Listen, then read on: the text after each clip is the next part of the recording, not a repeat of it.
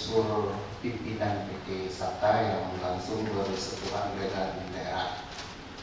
Itu dapil 3. Atas penjelasannya kami sudah tahu jawaban tentang lahan yang masyarakat yang terkena dengan HGU.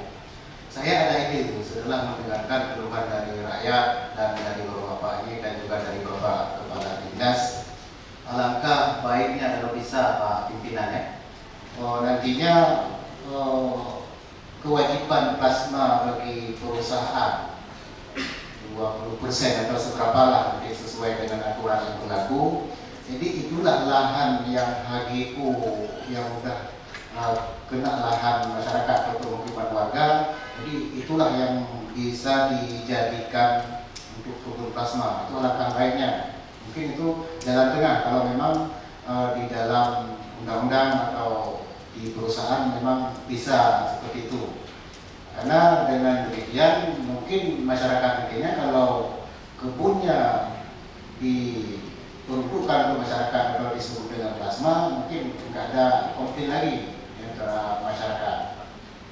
Dan yang kedua, Pak Pimpinan Sabta, memang telah kami tanyakan tentang ada laporan masyarakat di Balukuyun sana ya, tentang THR yang dibayar 50%. Jadi dari pihak dinas perkebunan sudah menjawab, tetapi kami ingin mendengarkan kembali apakah itu sesuai dengan apa yang telah disampaikan oleh dinas perkebunan dan kenapa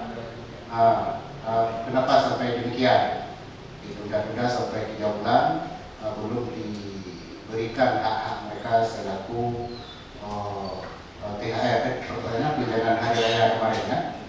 Nah, selanjutnya kepada pihak pertanahan, peta yang ditayangkan ini apakah ini bisa diakses oleh masyarakat?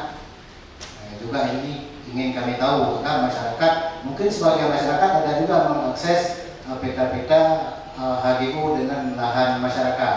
Mungkin nanti berbeda, jadi agar satu persepsi kalau bisa peta ini bisa diakses oleh masyarakat luas agar masalah ini terang benderang di masyarakat. Nanti masyarakat klaim HGU padahal tidak masuk, gitu kan?